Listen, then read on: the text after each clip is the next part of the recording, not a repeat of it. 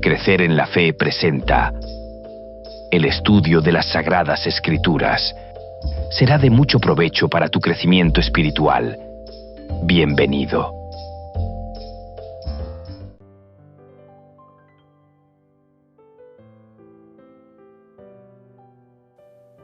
La Biblia deja en claro que Jesucristo es el Hijo eterno, uno con el Padre, no creado ni engendrado. Jesús es quien creó todo lo que existe. En el principio era el Verbo, y el Verbo era con Dios, y el Verbo era Dios. Este era en el principio con Dios. Todas las cosas por Él fueron hechas, y sin Él nada de lo que ha sido hecho fue hecho. El verbo era de Juan capítulo 1, versículo 2, es el término griego gen, una forma del verbo eimi, que significa ser. Este término expresa continuidad de existencia. Lo que Juan está expresando es que el verbo era por toda la eternidad. Nunca llegó a ser, siempre ha existido.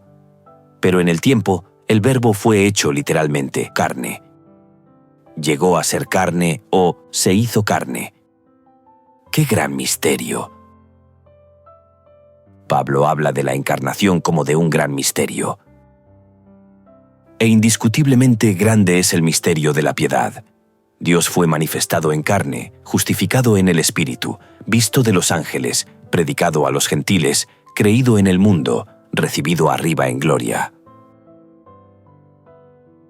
De modo que Cristo siempre ha sido Dios, pero por contraste, llegó a ser hombre. Y aquel Verbo fue hecho carne, y habitó entre nosotros, y vimos su gloria, gloria como del unigénito del Padre, lleno de gracia y de verdad. Sobre la expresión, y aquel Verbo fue hecho carne, y habitó entre nosotros, el comentario bíblico adventista dice lo siguiente. Juan ya ha afirmado la verdadera deidad de Cristo, y ahora afirma su verdadera humanidad. Cristo es divino en el sentido absoluto y supremo de la palabra. También es humano en el mismo sentido, con la excepción de que no tuvo pecado ni conoció pecado. Al que no conoció pecado, por nosotros lo hizo pecado, para que nosotros fuésemos hechos justicia de Dios en él. Por lo tanto, Jesús siempre ha existido. Nunca hubo un momento en el que no haya existido. Aunque Jesús vino a este mundo y tomó sobre sí nuestra humanidad, siempre conservó su divinidad y en momentos concretos dijo e hizo cosas que la revelaron. Esta verdad era importante para Juan. Por eso, al relatar algunos de los milagros de Jesús, Juan los utilizó para señalar la divinidad de Cristo. Jesús no solo dijo cosas que revelaban su divinidad, sino también respaldó sus palabras con hechos que la corroboraron. En este video y en sus diferentes secciones examinaremos 3 de las mayores señales o evidencias de la divinidad de Jesús. Lo sorprendente es que, en cada caso, algunas personas no creyeron en el milagro o no percibieron su significado. Algunas de ellas se alejaron de Jesús, otras profundizaron su ceguera espiritual y otras tramaron la muerte de Jesús. Aún otros aceptaron la evidencia que se les ofreció y creyeron en Jesús como el Mesías. Y este estudio lo haremos mediante los siguientes puntos. Primero, la alimentación de los 5,000. Segundo, realmente este es el profeta. Tercero, la curación del ciego, parte 1. Cuarto, la curación del ciego, parte 2. Quinto, la resurrección de Lázaro.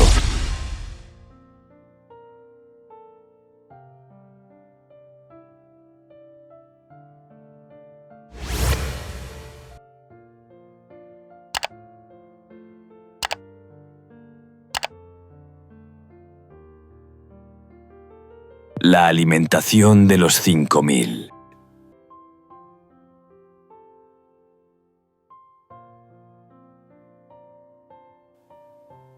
En esta sección leeremos Juan capítulo 6 versículos 4 al 6. Y estaba cerca la Pascua, la fiesta de los judíos. Cuando alzó Jesús los ojos y vio que había venido a él gran multitud, dijo a Felipe: ¿De dónde compraremos pan para que coman estos? Pero esto decía para probarle, porque él sabía lo que había de hacer. En el anterior pasaje, el apóstol Juan se esfuerza por afirmar que el momento de la alimentación de los 5.000 ocurrió cerca de la Pascua, una conmemoración de la liberación de Israel de Egipto. El Cordero Pascual sustituía a la muerte de los primogénitos. Este sacrificio simbolizaba la muerte de Jesús en nuestro favor. En la cruz, el castigo que merecíamos por nuestros pecados recayó sobre Jesús. En efecto, Pablo expresa que Cristo, nuestra Pascua, fue inmolado por nosotros. Limpiaos, pues, de la vieja levadura, para que seáis nueva masa, sin levadura como sois, porque nuestra Pascua, que es Cristo, ya fue sacrificada por nosotros. El pensamiento inspirado dice: Cargó con la culpabilidad de la transgresión y el ocultamiento del rostro de su padre, hasta que su corazón fue destrozado y su vida aniquilada. Hizo todos esos sacrificios a fin de que el pecador pudiese ser redimido. Veamos el siguiente resumen de Juan capítulo 6 versículos del 1 al 14. Jesús realiza el milagro de la alimentación de los 5.000. Una gran multitud lo sigue, y al ver que tienen hambre, Jesús pregunta a sus discípulos cómo alimentarlos. Andrés le menciona a un niño con 5 panes y 2 peces. Jesús toma la comida, da gracias y la multiplica, alimentando a todos hasta que quedan saciados. Luego, los discípulos recogen 12 cestas de sobras. La multitud, asombrada por el milagro, reconoce a Jesús como el profeta que había de venir al mundo. Teniendo en cuenta el anterior relato bíblico, responde: ¿Qué paralelos se pueden encontrar aquí entre Jesús y Moisés? Es decir, ¿qué hizo Jesús que debería haber recordado a la gente la liberación que sus antepasados habían recibido a través del ministerio de Moisés? En Juan capítulo 6 versículos del 1 al 14, se relata el milagro de la alimentación de los 5.000, donde Jesús multiplica 5 panes y 2 peces para alimentar a una multitud. Este pasaje presenta varios paralelos entre Jesús y Moisés, que habrían recordado a la gente la liberación que sus antepasados recibieron a través del ministerio de Moisés. Los principales paralelos entre Jesús y Moisés son los siguientes. Primero, provisión milagrosa de comida. Segundo, liderazgo de un libertador. Tercero, el monte como escenario. A continuación, explicaremos de forma sencilla cada uno de los anteriores paralelos. Sobre el primer paralelo, provisión milagrosa de comida, se resalta 2 aspectos: Moisés y el maná. Jesús y la multiplicación de los panes y peces. En cuanto a Moisés y el maná, podemos afirmar: En el desierto, Dios, a través de Moisés, proveyó milagrosamente el maná para alimentar a los israelitas durante su travesía por el desierto. Este milagro de la provisión de comida fue uno de los más significativos en la historia de Israel. Y sobre Jesús y la multiplicación de los panes y peces, Juan resalta lo siguiente: Al igual que Moisés, Jesús provee comida de manera milagrosa, alimentando a una multitud en un lugar aislado. La gente que fue testigo de este evento pudo haber recordado el milagro del maná en el desierto, viendo a Jesús como un nuevo Moisés que provea sustento divino. Jesús pone a prueba a Felipe como los israelitas fueron puestos a prueba en el desierto. La multiplicación de los panes recuerda al maná. Además, La recolección de las sobras recuerda la del maná por parte de los israelitas. Se recogen 12 cestas de sobras de pan, el número de las tribus de Israel. Ahora haremos referencia al segundo paralelo, liderazgo de un libertador. Se puede apreciar a Moisés como libertador y Jesús como el nuevo líder. Moisés como libertador. Moisés fue el instrumento que Dios usó para liberar a los israelitas de la esclavitud en Egipto, guiándolos a través del Mar Rojo y el desierto hacia la tierra prometida. Los judíos esperaban a un profeta como Moisés, quien los liberaría y proveería milagrosamente. Profeta, de en medio de ti, de tus hermanos, como yo, te levantará Jehová tu Dios. A él oiréis. Jesús como el nuevo líder. Al alimentar milagrosamente a la multitud, Jesús se presenta como un líder que cuida y guía al pueblo, con un poder que recuerda a Moisés. De hecho, en Juan 6, versículos 14 se lee: Aquellos hombres entonces, viendo la señal que Jesús había hecho, dijeron: Este verdaderamente es el profeta que había de venir al mundo. Las personas afirman que Jesús es el profeta que había de venir al mundo, una referencia al profeta prometido en Deuteronomio capítulo 18, versículo 15, el cual los judíos esperaban como un nuevo Moisés. Sobre el tercer paralelo, el monte como escenario, se resalta lo siguiente. Vemos a Moisés en el monte Sinaí y a Jesús en un monte cercano al mar de Galilea. Moisés en el monte Sinaí. Moisés ascendió al monte Sinaí para recibir la ley de Dios y liderar al pueblo en su relación con él. Jesús en un monte cercano al mar de Galilea. En Juan capítulo 6, versículos 3, Jesús sube a un monte antes de realizar el milagro de la multiplicación. ¿Sabes lo que significaba en la tradición judía un monte? El monte es un lugar simbólico de revelación y comunión con Dios en la tradición judía, lo cual habría evocado imágenes de Moisés y el monte Sinaí. Así, Juan muestra a Jesús haciendo señales y prodigios que en su contexto deberían haber tenido un significado especial para el pueblo judío. Les estaba mostrando, en esencia, su propia divinidad. El relato bíblico ofrece varias lecciones espirituales para nosotros, los creyentes actuales. Aquí se destacan algunas de estas lecciones.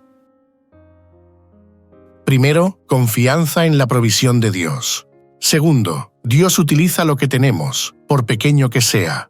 Tercero, Jesús es suficiente para satisfacer nuestras necesidades espirituales y materiales. Cuarto, Dios nos enseña a ser agradecidos. Quinto, Dios da abundantemente. Sexto, Jesús es el verdadero líder y guía. Séptimo, participar activamente en la obra de Dios. Explicaremos la primera lección espiritual. Visita nuestra web crecerenlafe.com y descarga el bosquejo donde encontrarás la explicación de todos los puntos, o si quieres una lección en particular, hazlo saber en los comentarios. Confianza en la provisión de Dios. Jesús muestra que, con fe, Dios puede suplir nuestras necesidades, incluso cuando los recursos parecen insuficientes. Así como multiplicó los 5 panes y 2 peces, Dios puede proveer en nuestras vidas cuando confiamos en Él, aun cuando lo que tenemos parece poco. Recuerda, el milagro de la alimentación de los 5.000 habría recordado a los judíos la provisión milagrosa de Dios en el desierto a través de Moisés, reforzando la idea de que Jesús era el nuevo líder y profeta prometido, que no solo podía proveer comida física, sino también satisfacer las necesidades espirituales del pueblo.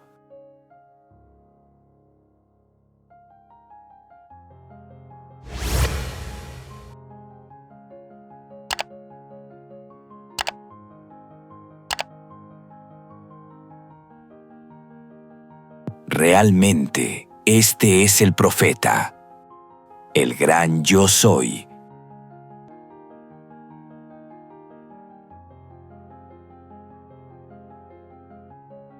Iniciaremos nuestro estudio leyendo un resumen de Juan capítulo 6, versículos 14, 15 y de los versículos 26 al 36. Después del milagro de la multiplicación de los panes, la multitud reconoce a Jesús como el profeta que había de venir al mundo y quieren hacerlo rey por la fuerza. Jesús, al percibir esto, se retira solo al monte, evitando sus intenciones. Luego, Jesús reprende a la multitud por buscarlo solo porque les dio comida física. Les insta a buscar el pan de vida que no perece, señalando que Él es ese pan, enviado por el Padre para dar vida al mundo. Jesús declara que quien viene a Él no tendrá hambre ni sed jamás, pero señala que la multitud sigue sin creer en Él, a pesar de haber visto sus milagros. Teniendo en cuenta el anterior relato, responde: ¿Cómo respondió la gente a su milagro y cómo lo utilizó Jesús para enseñarles quién era? La multitud respondió al milagro de manera superficial, enfocándose en los beneficios materiales y físicos. Jesús aprovechó esta oportunidad para enseñarles que su misión era mucho más profunda.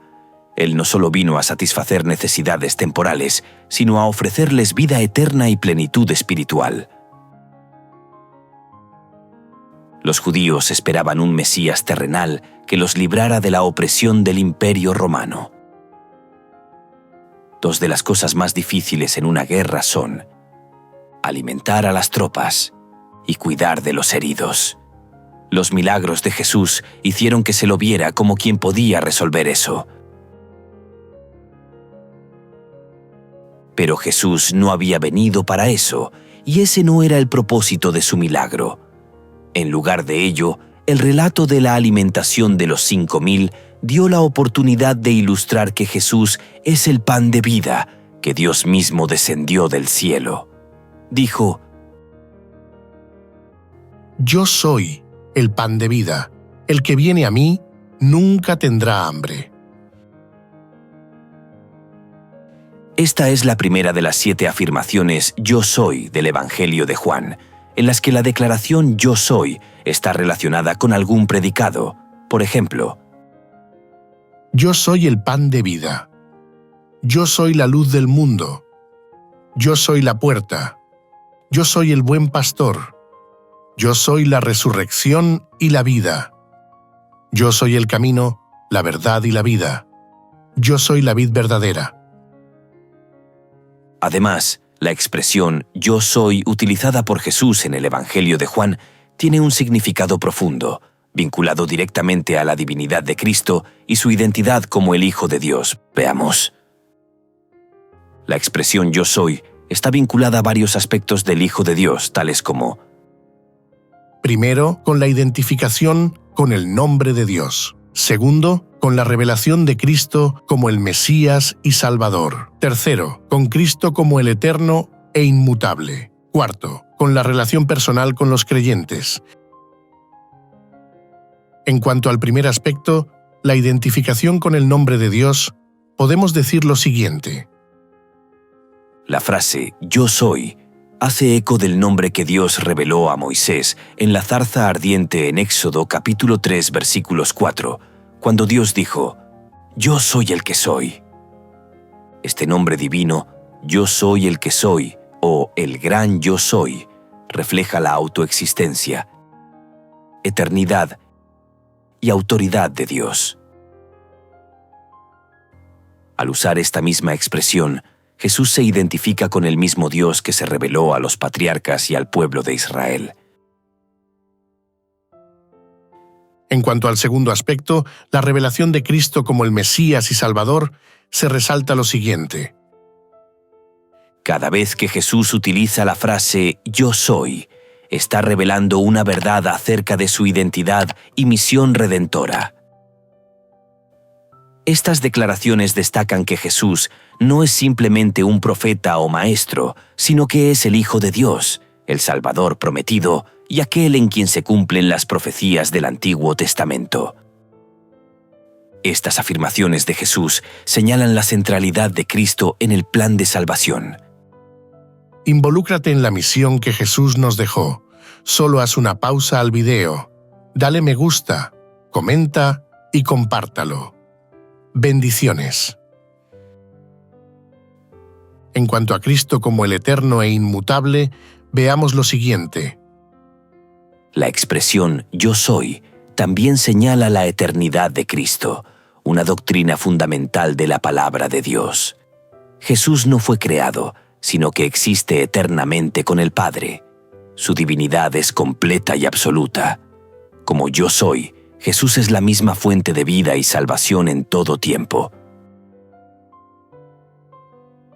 Y sobre el cuarto aspecto, relación personal con los creyentes, nos deja la siguiente enseñanza.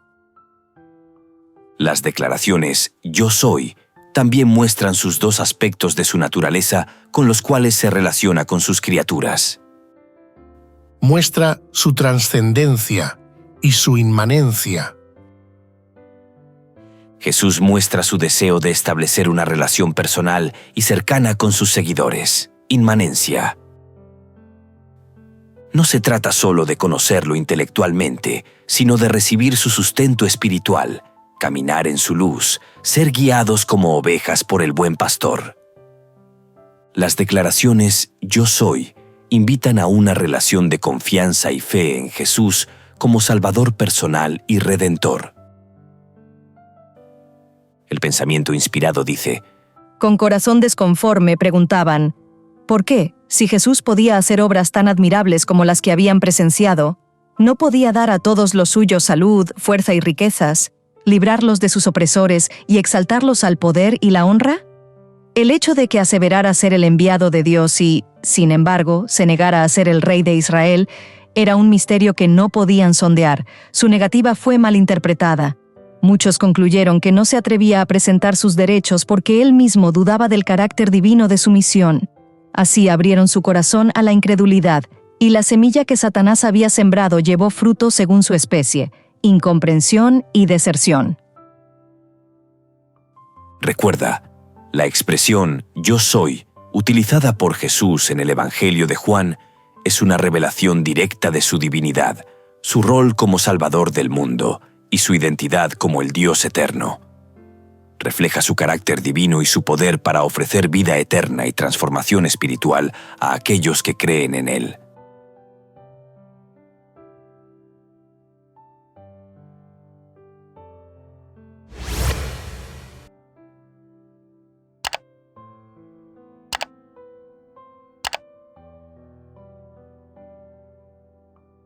La curación del ciego, parte 1.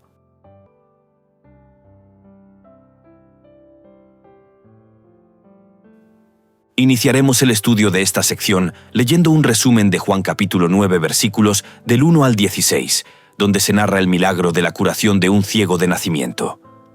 Jesús encuentra a un hombre ciego de nacimiento. Los discípulos preguntan si su ceguera fue causada por el pecado de él o de sus padres, pero Jesús responde que no es por pecado, sino para que se manifiesten las obras de Dios.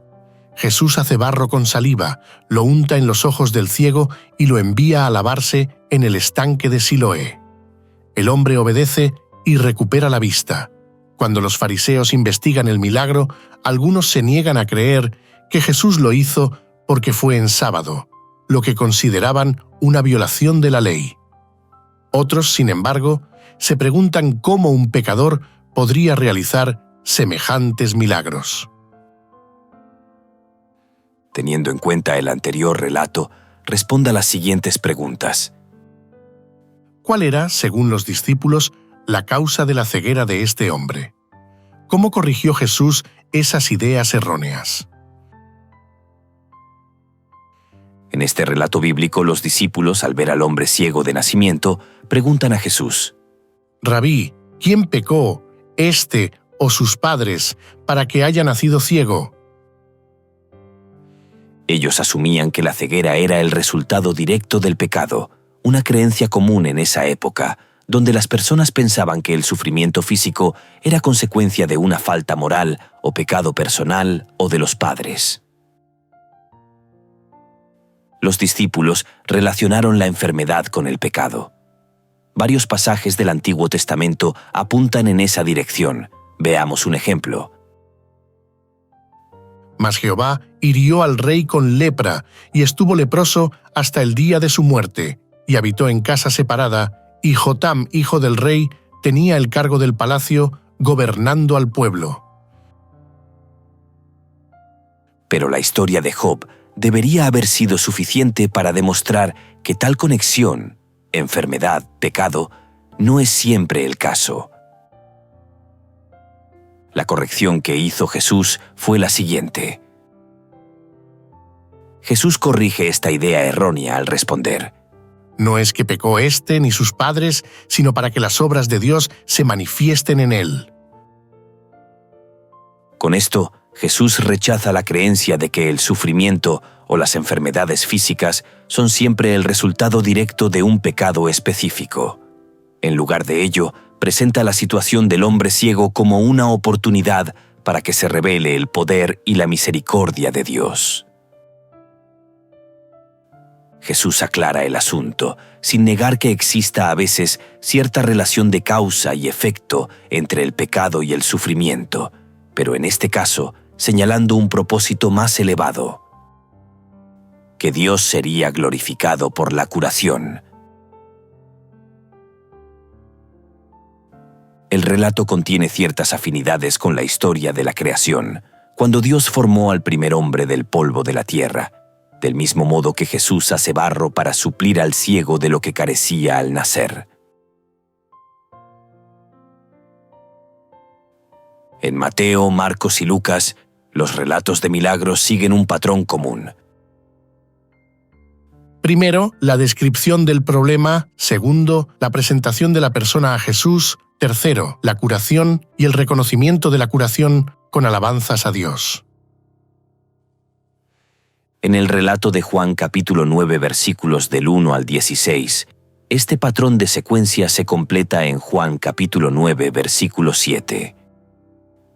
Y le dijo: Ve a lavarte en el estanque de Siloé, que traducido es enviado. Fue entonces y se lavó y regresó viendo. Pero, como es típico en Juan, el significado del milagro se convierte en un tema de discusión mucho más amplio, que conduce a una larga interacción entre el hombre curado y los líderes religiosos. Esta sorprendente discusión gira en torno a dos pares de conceptos entrelazados y contrapuestos.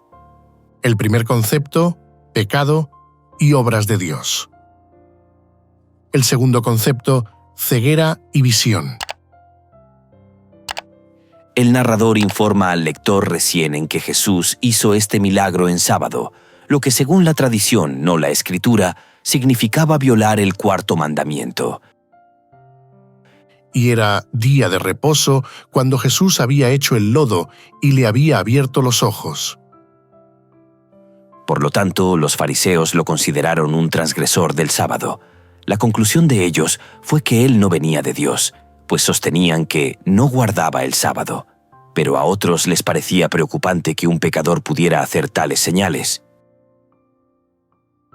Entonces algunos de los fariseos decían: Ese hombre no procede de Dios, porque no guarda el día de reposo. Otros decían: ¿Cómo puede un hombre pecador hacer estas señales? Y había disensión entre ellos. La discusión está lejos de terminar, pero ya aparece una división. El ciego tiene cada vez más claro quién es Jesús, pero los dirigentes religiosos están cada vez más confundidos o ciegos en cuanto a su verdadera identidad de quien sanó a ese hombre. El relato de la sanación del ciego de nacimiento ofrece varias lecciones espirituales para nosotros, los creyentes actuales. Aquí se destacan tres. Primero, el sufrimiento no siempre es resultado directo del pecado. Segundo, Dios obra poderosamente en situaciones difíciles. Tercero, el valor de la obediencia y la fe. En En cuanto a la primera lección espiritual, el sufrimiento no siempre es resultado directo del pecado. Los discípulos asumieron que la ceguera del hombre era un castigo por el pecado, pero Jesús aclaró que su condición no era resultado de sus faltas ni las de sus padres. Esta lección nos recuerda que no todo sufrimiento es una consecuencia directa de acciones pecaminosas. Para nosotros, los creyentes, esto nos enseña a evitar juicios apresurados y a reconocer que Dios puede usar el sufrimiento para revelar su poder y propósito en nuestras vidas. Sobre la segunda lección, Dios obra poderosamente en situaciones difíciles. Jesús transformó la vida del hombre ciego, mostrando que incluso en las circunstancias más difíciles, Dios puede manifestar su gloria. Los creyentes debemos confiar en que, en medio de los desafíos y el sufrimiento, Dios tiene el poder de obrar y traer sanación, restauración y propósito a sus vidas, incluso cuando la situación parece imposible. En cuanto a la tercera lección, el valor de la obediencia y la fe. El hombre ciego obedeció a Jesús cuando le dijo que fuera a lavarse en el estanque de Siloé y fue sanado. Su fe y obediencia, sin ver el resultado inmediato, fueron recompensadas. Esto nos enseña a nosotros la importancia de seguir las instrucciones de Dios con fe, aun cuando no comprendamos completamente el plan o el resultado inmediato. La obediencia a la palabra de Dios y a los principios de su santa ley trae bendición y transformación. Recuerda, este pasaje nos enseña a no juzgar el sufrimiento ajeno, confiar en que Dios puede usar las dificultades para manifestar su gloria, y nos invita a ser obedientes a su llamado con fe y a todos sus requerimientos.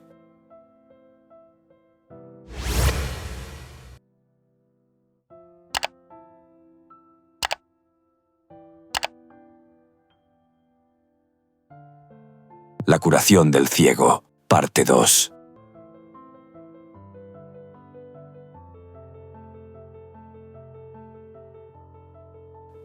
En esta sección del video observaremos el desenlace final de la curación del ciego de nacimiento.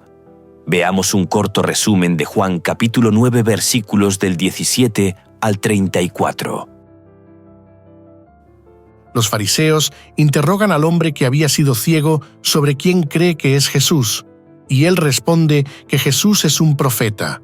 Los líderes, dudando del milagro, llaman a los padres del hombre para confirmar que realmente nació ciego, pero ellos, temiendo a los fariseos, se limitan a decir que su hijo es mayor de edad y puede responder por sí mismo. Los fariseos interrogan de nuevo al hombre y él insiste en que Jesús lo sanó. Cuando el hombre desafía a los líderes religiosos, preguntando si también quieren ser discípulos de Jesús, los fariseos se enfurecen y lo expulsan de la sinagoga por defender a Jesús y reconocer que Él debe ser de Dios. Teniendo en cuenta el anterior relato bíblico, responde: ¿Qué preguntas hicieron los líderes al ciego y cómo respondió él? Los líderes religiosos, los fariseos, interrogan al hombre que había sido ciego acerca de cómo fue sanado. Aquí se resumen las preguntas que le hicieron y las respuestas del hombre. Veamos. Primero, la primera pregunta de los líderes religiosos. ¿Qué dices tú de él? Después de discutir entre ellos si Jesús era un pecador por sanar en sábado, los fariseos preguntaron al hombre qué pensaba él acerca de Jesús. Respuesta. El hombre respondió que es profeta. Reconoció que Jesús tenía un poder divino, ya que había hecho algo milagroso, nunca jamás visto. Segundo, los líderes religiosos investigan a los padres del ciego. Los líderes no creen que el hombre realmente haya sido ciego, así que llaman a sus padres. Ellos confirman que su hijo había nacido ciego, pero temen a los líderes y no quieren opinar sobre cómo fue sanado, diciendo que pregunten directamente a su hijo. ya que es mayor de edad. Tercero, la segunda pregunta de los líderes religiosos. ¿Qué te hizo? ¿Cómo te abrió los ojos? Los fariseos vuelven a preguntar al hombre qué fue exactamente lo que Jesús hizo para abrirle los ojos, buscando desacreditar a Jesús. Respuesta. El hombre, algo frustrado, responde: Ya os lo he dicho, y no habéis querido oír. ¿Por qué lo queréis oír otra vez? ¿Queréis también vosotros haceros sus discípulos? Su respuesta directa y desafiante muestra su creciente valentía y fe en Jesús. Cuarto, el rechazo de los fariseos y la defensa del ciego. Los fariseos insultan al hombre y dicen que son discípulos de Moisés, mientras que no saben de dónde viene Jesús. El hombre les responde con una lógica sencilla: Pues esto es lo maravilloso, que vosotros no sepáis de dónde sea, y a mí me abrió los ojos. Luego añade: Si éste no viniera de Dios, nada podría hacer, defendiendo que Jesús debe ser de Dios, ya que realizó un milagro tan poderoso. Los fariseos, enojados por su respuesta, lo expulsan de la sinagoga diciendo: ¿Tú naciste del todo en pecado y nos enseñas a nosotros? Esta larga sección de Juan capítulo 9 que acabamos de analizar sobre las preguntas de los líderes religiosos y las respuestas del ciego y de sus padres es la única parte del Evangelio en la que Jesús no es el actor principal, aunque ciertamente es el tema de discusión.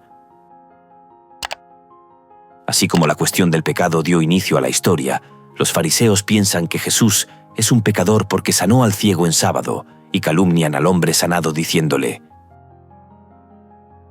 En pecado eres nacido del todo. En esta historia se produce una curiosa inversión. El ciego ve cada vez más, no solo físicamente, sino también espiritualmente, a medida que crece su aprecio por Jesús y su fe en Él. Mientras que los fariseos, por el contrario, se vuelven cada vez más ciegos en su entendimiento, ya que, primero, están divididos acerca de Jesús. Segundo, no saben de dónde vino Jesús. mientras tanto, el relato de este milagro le permite a Juan mostrarnos quién es Jesús. En Juan capítulo 9, el tema de las señales se conecta con otros temas del Evangelio. Juan reafirma que Jesús es la luz del mundo. Entre tanto que estoy en el mundo, luz soy del mundo. Lo que asusta aquí es la ceguera espiritual de los líderes religiosos. Un mendigo antes ciego puede declarar: Desde el principio del mundo, no se ha oído que nadie abriera los ojos a un ciego de nacimiento. Si éste no fuera de Dios, nada podría hacer. Sin embargo, los líderes religiosos, los guías espirituales de la nación, los estudiosos de las Escrituras, quienes debieron ser los primeros en reconocer a Jesús y aceptarlo como el Mesías, no pueden verlo a pesar de toda la poderosa evidencia. En realidad, no quieren verlo. Qué poderosa advertencia para nosotros acerca de cómo nuestros corazones pueden engañarnos. Recuerda, las preguntas de los líderes religiosos intentaban desacreditar a Jesús, pero el hombre que fue sanado respondió con fe, valentía y lógica simple. A pesar de la oposición y las amenazas, defendió lo que sabía, que Jesús lo había sanado y por lo tanto debía venir de Dios.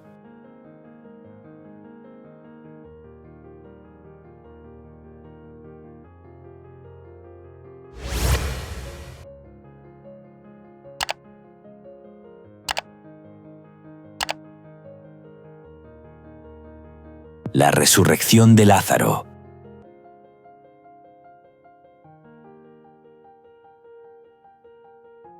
Juan capítulo 11 está lleno de tristeza. Primero, la triste noticia de la enfermedad de un querido amigo. Segundo, el llanto por su muerte.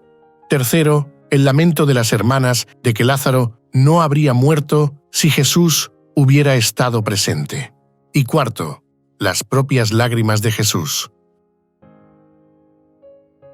Jesús esperó 2 días antes de emprender el viaje hacia el hogar de Lázaro y dijo incluso que se alegraba de no haber ido antes. Esto no fue un acto de insensibilidad hacia el sufrimiento de Lázaro y de sus hermanas, sino su deseo de revelar más plenamente la gloria de Dios. Cuando Jesús llega, Lázaro llevaba 4 días muerto y su cuerpo ya estaba en franco proceso de descomposición. Como dijo Marta: Señor, hiede ya, que es de 4 días.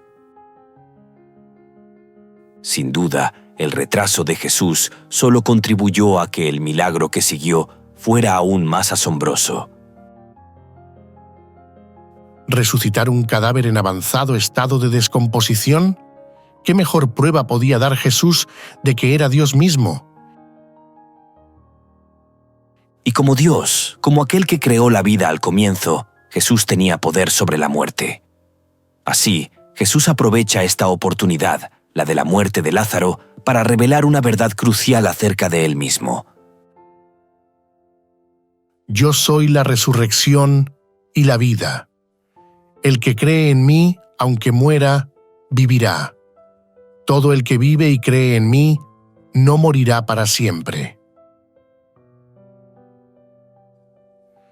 Terminaremos nuestro estudio leyendo Juan capítulo 11 versículos del 38 al 44. Jesús, profundamente conmovido otra vez, vino al sepulcro. Era una cueva, y tenía una piedra puesta encima. Dijo Jesús: «Quitad la piedra». Marta, la hermana del que había muerto, le dijo: «Señor, hiede ya, porque es de 4 días». Jesús le dijo: «¿No te he dicho que si crees, verás la gloria de Dios?». Entonces quitaron la piedra de donde había sido puesto el muerto, y Jesús, alzando los ojos a lo alto, dijo: «Padre, gracias te doy por haberme oído. Yo sabía que siempre me oyes, pero lo dije por causa de la multitud que está alrededor, para que crean que tú me has enviado». Y habiendo dicho esto, clamó a gran voz: «Lázaro, ven fuera». Y el que había muerto salió, atadas las manos y los pies con vendas y el rostro envuelto en un sudario. Jesús les dijo: «Desatadle y dejadle ir». Teniendo en cuenta el anterior relato bíblico, respondamos: ¿Qué hizo Jesús para apoyar su afirmación de tener poder de dar vida?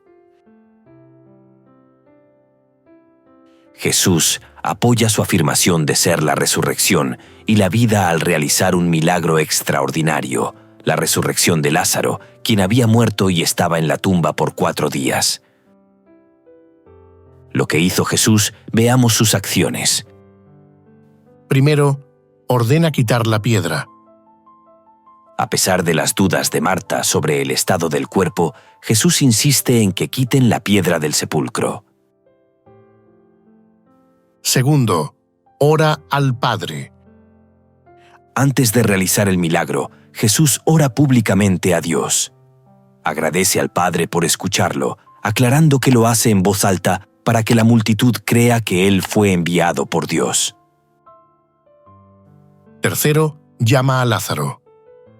Con voz fuerte Jesús dice: «Lázaro, ven fuera». Con esta orden, Lázaro sale de la tumba, vivo, aún envuelto en las vendas funerarias. Cuarto, instruye liberar a Lázaro. Jesús ordena que desaten a Lázaro y lo dejen ir, completando la resurrección.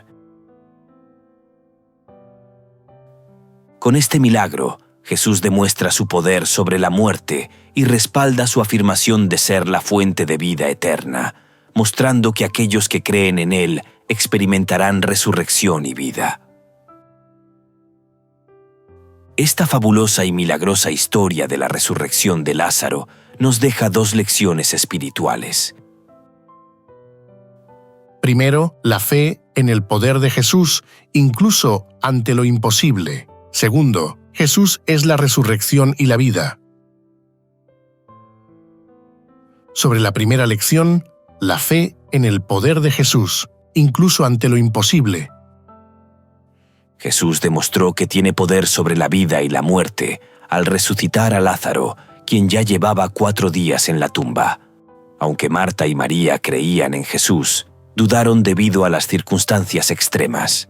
Esta lección nos enseña a confiar en Jesús incluso cuando la situación parece imposible o sin esperanza. Dios puede obrar milagros y restaurar lo que parece perdido, siempre de acuerdo con su voluntad y propósito. Sobre la segunda lección, Jesús es la resurrección y la vida. En Juan capítulo 11, versículo 25, Jesús afirma: Yo soy la resurrección y la vida. El que cree en mí, aunque esté muerto, vivirá. Esto nos enseña que la fe en Jesús no solo nos ofrece esperanza para esta vida, sino también la promesa de vida eterna. Para nosotros los creyentes, esta verdad nos da seguridad de que, a través de la fe en Cristo, incluso la muerte es vencida y tenemos la esperanza de la resurrección y la vida eterna junto a Dios.